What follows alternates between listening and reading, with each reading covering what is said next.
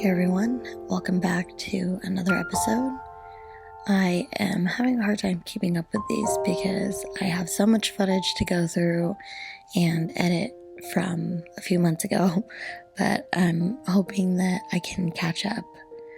So this is the second episode of my vlog series, and it's really about how I used cover crops in the winter. So again, this is probably back in December.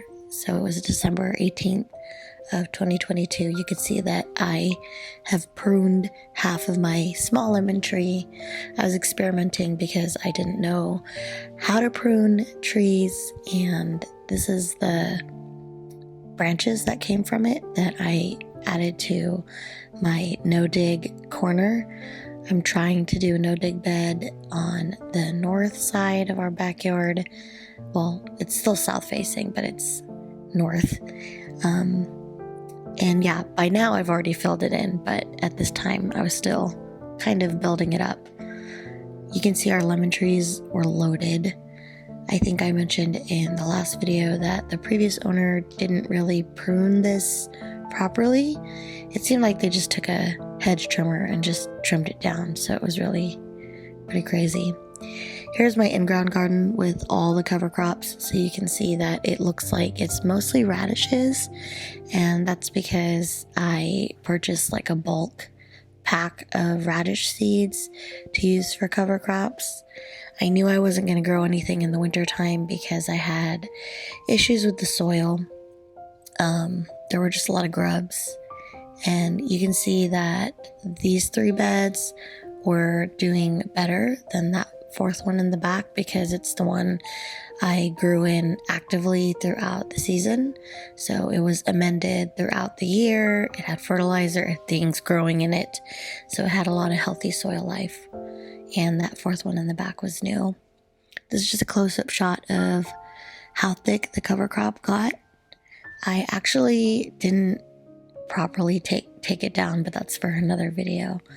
So you can see my workstation is covered in a tarp, and all of my seed trays are out because we had a crazy amount of rains this winter. I think it rained more than I've ever seen it rain in California, Southern California. So that was rough. And my green stalks were really wet. I have had issues with it recently, so I could still feel the effects of how much rain we had even now, and I'm recording this in April. My original green stalks, which had some basil and this Swiss chard growing in it, was still doing great. I didn't actively fertilize this tower. I think I just watered it maybe every once in a while, and it just kind of survived. So I'm really impressed with the soil quality because I didn't really do anything special. I think I added some granular fertilizer and that was it, just some pretty generic potting mix.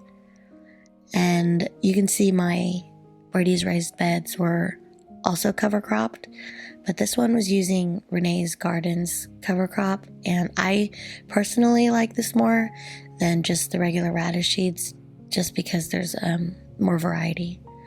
So I'll be linking the cover crops I used in these videos.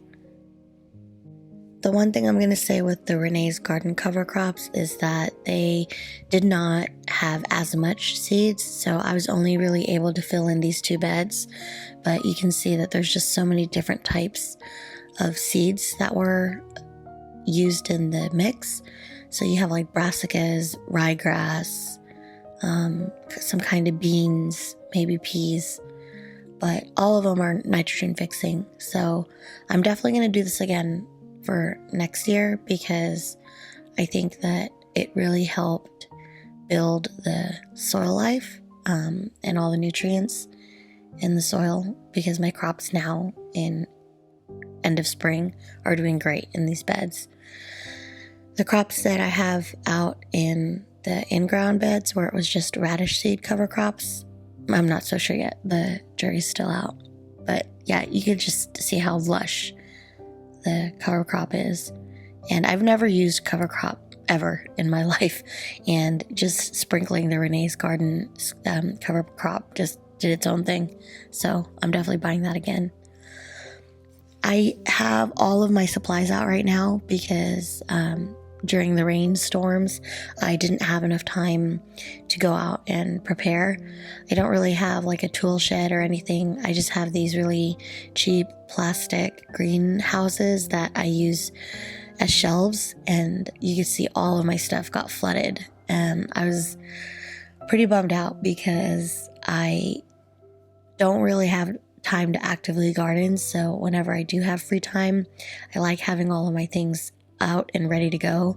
But this kind of delayed any sort of gardening that I wanted to do. Also, back in this time, I was using these peat pots, which were like super dehydrated, and they come as flat discs. And when they come in contact with water, they puff up, and all of them got puffed up.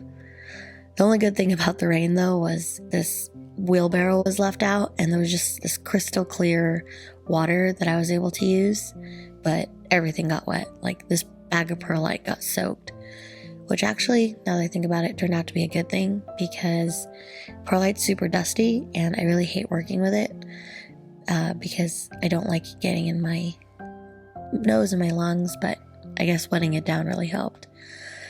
My compost tumbler got soaked. I actually don't think I recovered from this point because there was just so much water, and the tumbler did have holes in it, but I didn't think it had enough holes to really drain it out fast enough.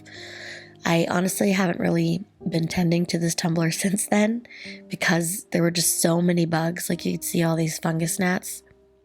And honestly, now that I'm looking back at it, this is probably why I have problems with fungus gnats to this day, because of this compost tumbler. I used to have this tumbler with all of my green stock planters, and I wonder if that started it. This tub was just used to collect some stray dirt and seedlings that I needed to tear apart, and it just got wet. Oh, and this is my husband who is building my that was my Christmas gift, and it was a potting bench. So I was able to place it in between my two greenhouses, and it's starting to look a lot more like a workstation. I really like having a potting bench. I have always wanted one ever since I started gardening. So I was really thankful to get this gift because it was just what I needed. I had been working off of utility tables, and it sucked having to take it down, move it around, take it apart, and I didn't have any shelving underneath it, or a drawer, or that little shelf up top. So I was really happy I got it. Anyways, thanks for watching, and I hope you guys enjoyed this video. See you guys in the next one.